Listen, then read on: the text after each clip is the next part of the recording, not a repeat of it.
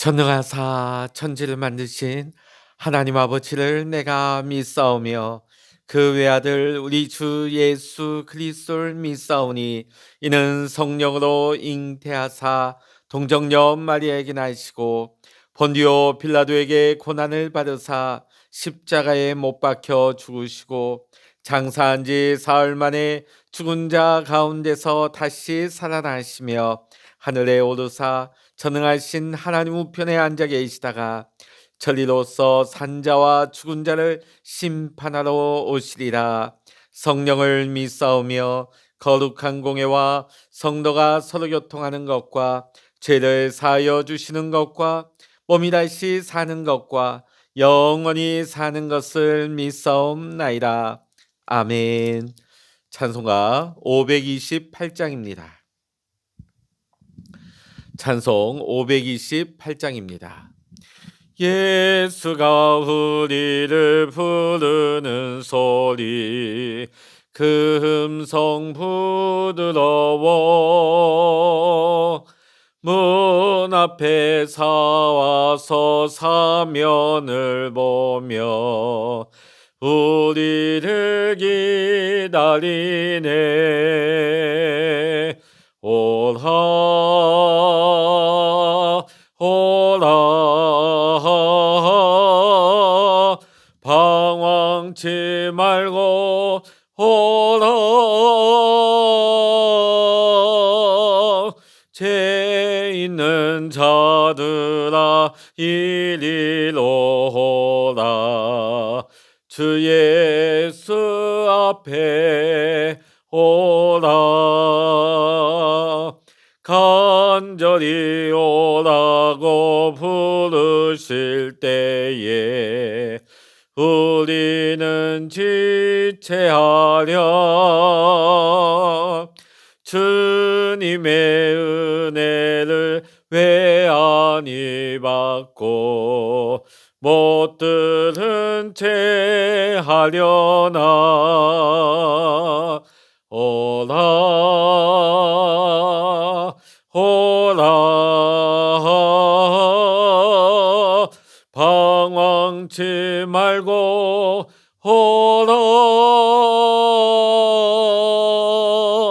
죄 있는 자들아 이리로 오라 주 예수 앞에 오라.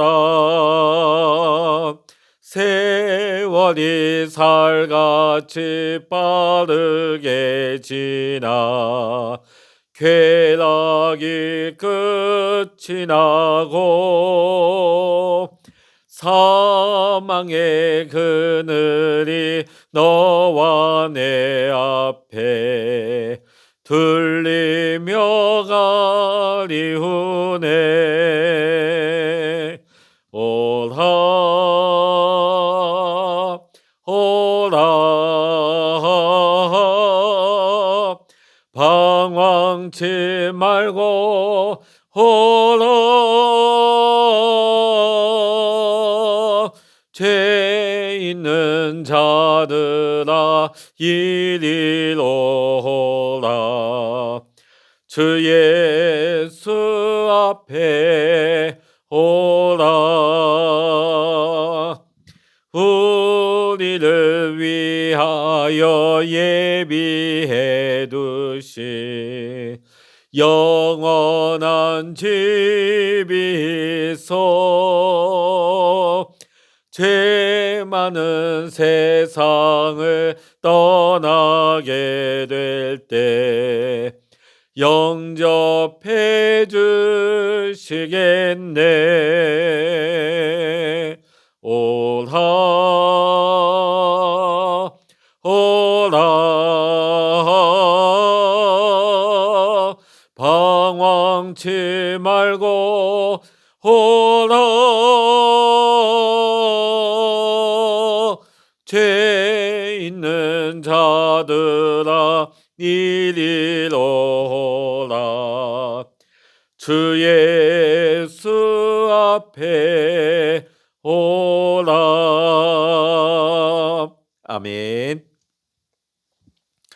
이 시간 우리에게 주시는 하나님의 말씀 구약 성서 호세아 12장 1절로부터 14절까지입니다.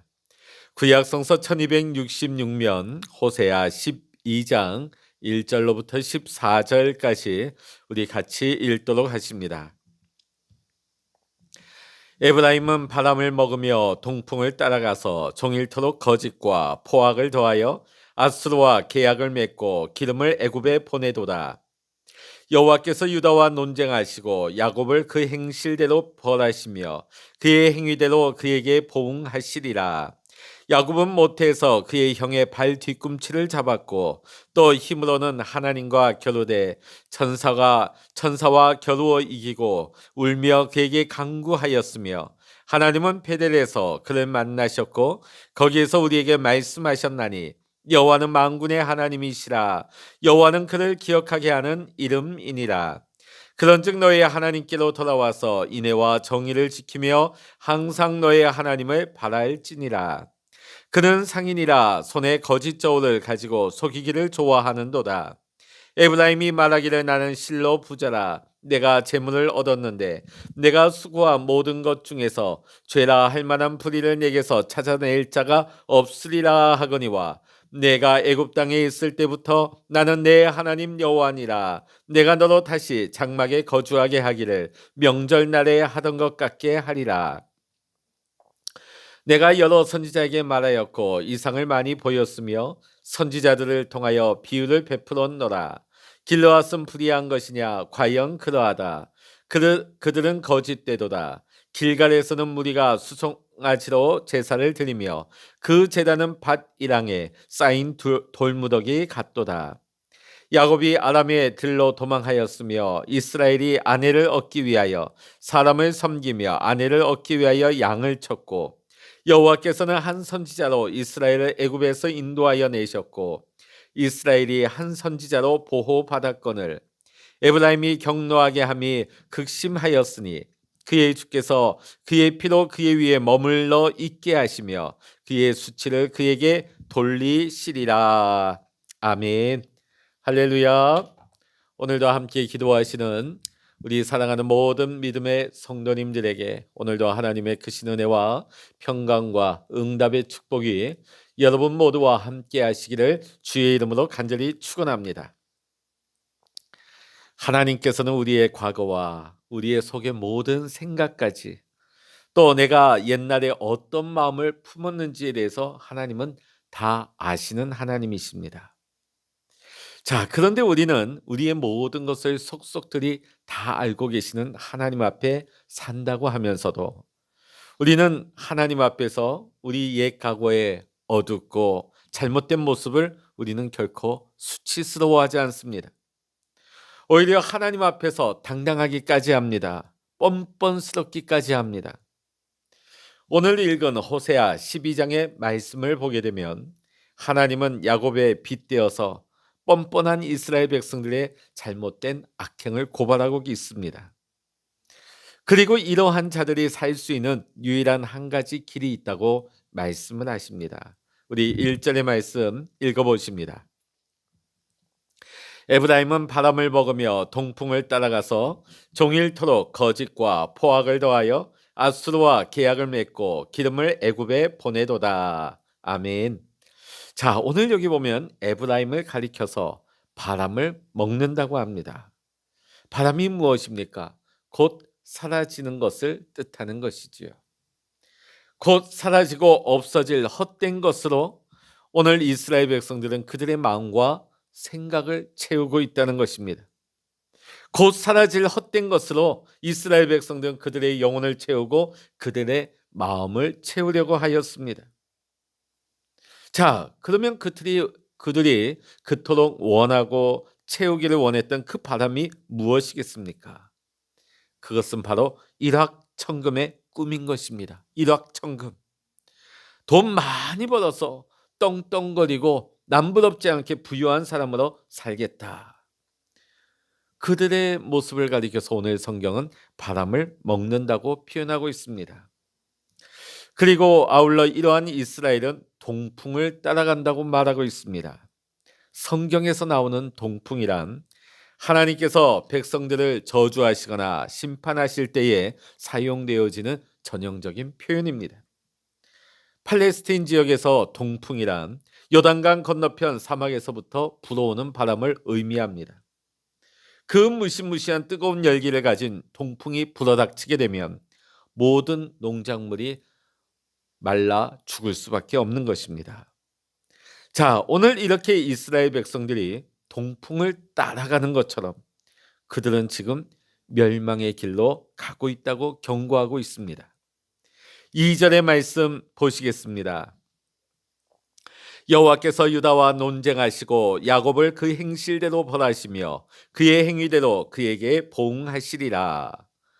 자, 하나님께서는 이러한 자들을 가리켜서 야곱 같은 자들이라고 말씀하고 있습니다. 도대체 야곱의 행실이 어떠했길래 하나님은 지금 이 패역한 이스라엘을 가리켜 야곱 같은 자라고 말씀하는 것일까요? 자, 야곱이라고는 이름의 뜻을 보게 되면 발 뒤꿈치를 붙잡는다 하는 뜻을 가지고 있습니다. 자, 야곱은 모태에서 태어날 때부터 쌍둥이 형의 발 뒤꿈치를 붙잡고 나왔습니다. 한마디로 말해서 지고는 못 사는 성격이죠. 경쟁심이 뛰어나고 남들에게 지기 싫어하는 성격입니다. 자, 그런데 정정당당하게 경쟁하면 그나마 좋을 텐데 자신이 원하는 것을 얻고 이루기 위해서는 온갖 꼼수와 인간적인 술수, 수단과 방법을 가리지 않는 한마디로 말해서 사기꾼, 악한 사람이었습니다. 왜냐하면 그는 일확천금의 꿈을 꾸고 있었습니다. 그랬기에 그는 항상 헛되고 헛된 것을 쫓아 사는 사람이었습니다. 그의 인간적인 모습, 그의 잘못된 모습, 하나님은 그의 야곱의 옛 과거의 모습을 다 알고 계셨습니다. 다 기억하고 계셨습니다. 자, 7절의 말씀을 보십니다. 그는 상인이라 손에 거짓 저울을 가지고 속이기를 좋아하는도다. 여러분, 요즘은 우리 주변에 이러한 경우가 많이 사라졌지만 옛날에 우리 시장을 가면 저울을 참 많이 속였습니다. 왜 그럴까요? 저울을 속여가지고 장사해서 더 많은 이득을 남기기 위해서죠. 오늘 말씀에 보면 악한 상인이 돈을 많이 벌기 위해서 거짓 저울을 가지고 장사하는 것처럼 야곱이 그런 인생을 살았다고 말씀하고 있습니다. 하나님은 야곱이 태에서 나오기 전부터 그 태중에서부터 그에게 장자권을 주겠다고 하나님은 약속하고 계획하고 계셨습니다. 야곱이 비록 둘째로 나오긴 했지만 하나님은 야곱에게 장자의 축복을 주시기로 계획하셨던 것입니다. 이와 같이 하나님이 선한 계획을 하나님이 세우고 계셨는데 야곱은 하나님의 뜻을 구하고 하나님의 인도하심을 기다리지 아니하고 자신의 인간적인 술수로 형의 장자권을 빼앗습니다. 형을 속이고 아버지를 속였습니다. 자, 야곱은 형과 아버지를 속인 대가를 후에 톡톡이 그 대가를 치르게 되어집니다. 그는 형의 위협을 피하여서 먼 곳 밧단 아람 외삼촌의 집에 피난을 가게 되어집니다. 자, 그런데 뭐 피해서 뭐 갔더니 더 무서운 더한 라반을 만나게 되죠. 하나님은 야곱보다 더 강교한 외삼촌 라반을 만나게 하시죠. 그를 통해서 야곱을 훈련시키십니다. 오늘 야곱은 외삼촌의 딸, 둘째 딸 라헬을 사모하고 좋아했습니다. 라헬을 얻기 위해서 7년간을 헌신하고 수고했습니다. 그래서 라헬과 결혼을 하게 되죠. 라헬과 첫날 밤을 치르는데 그 다음에 눈을 떠보니까 라헬이 아니고 레아였습니다. 늘 남을 속이기만 했던, 형을 속이고 아버지를 속였던 야곱이 이제 외삼촌에게 속임을 당하고 있죠. 여기서 끝이 나지 않습니다. 훗날 야곱은 자신들의 아들들에 의해서 그가 가장 사랑하고 있는 요셉이 죽었다는 거짓 증언을 듣게 되어집니다. 아들들에게 속임을 당하게 된 것이지요.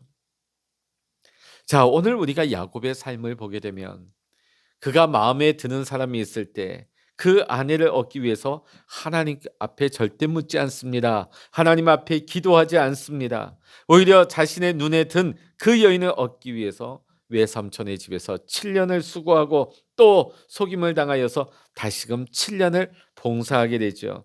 총 14년 동안이나 자신의 인생을 허비하게 되어집니다.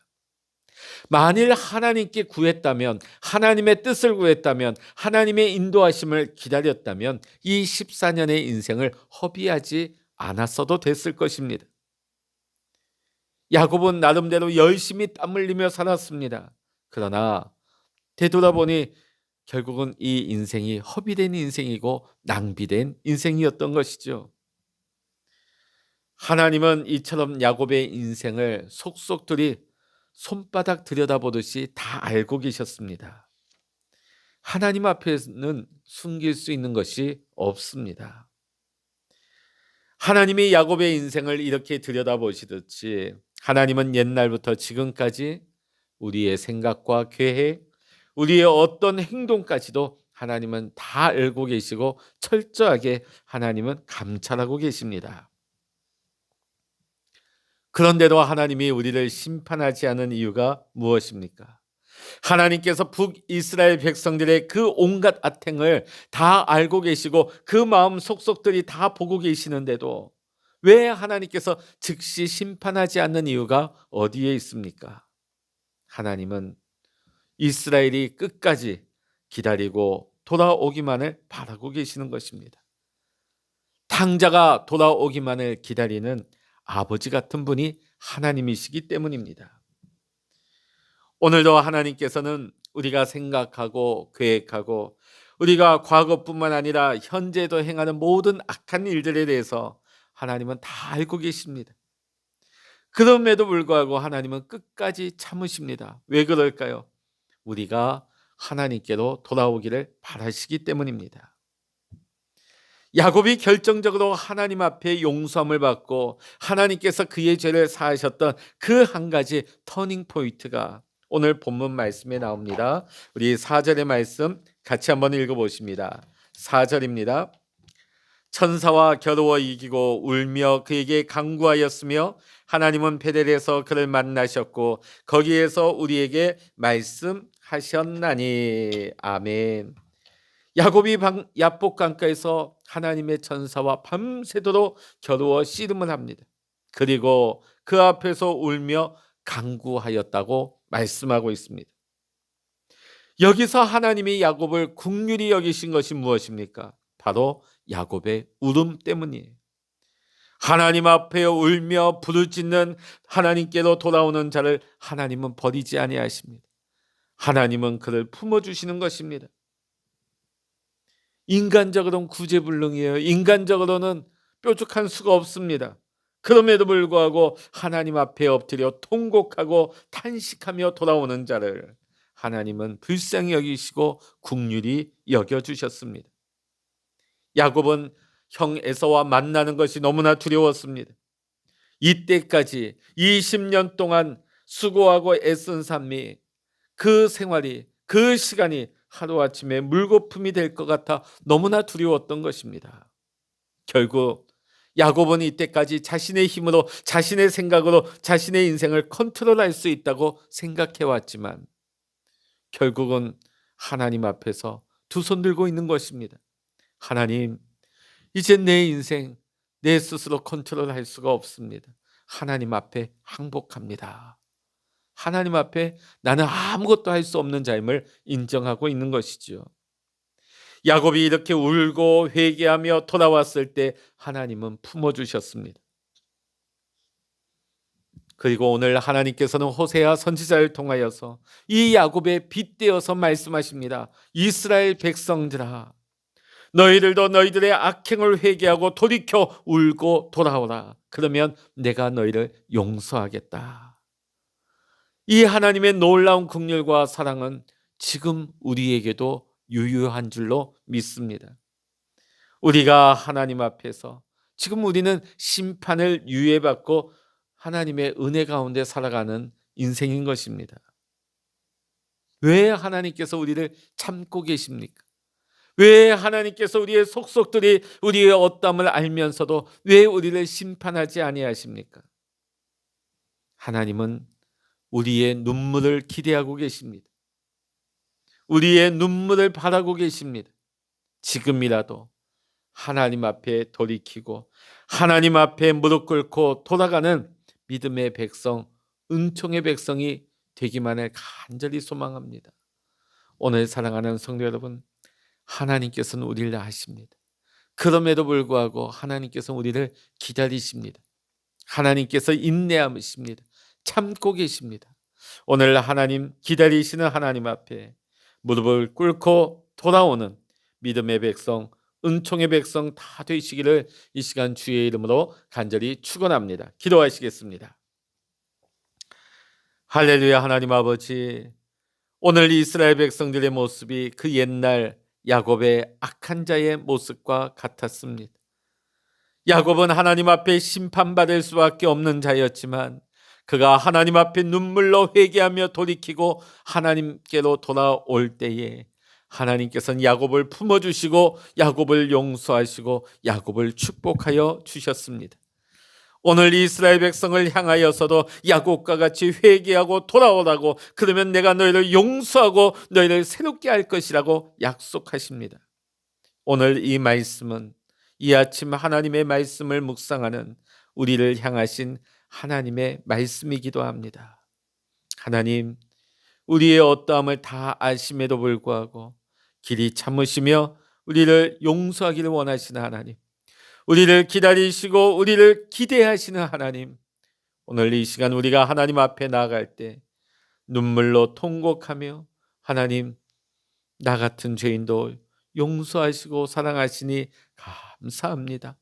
하나님 앞에 회개하며 나아갈 때에 하나님 품어주시고 용서하여 주시고 치유하여 주시고 새롭게 하여 주시옵소서.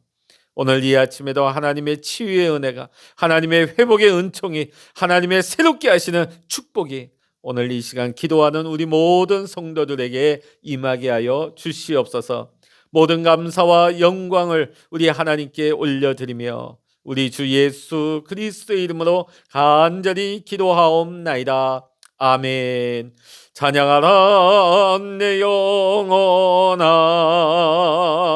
찬양하라 내 영혼아,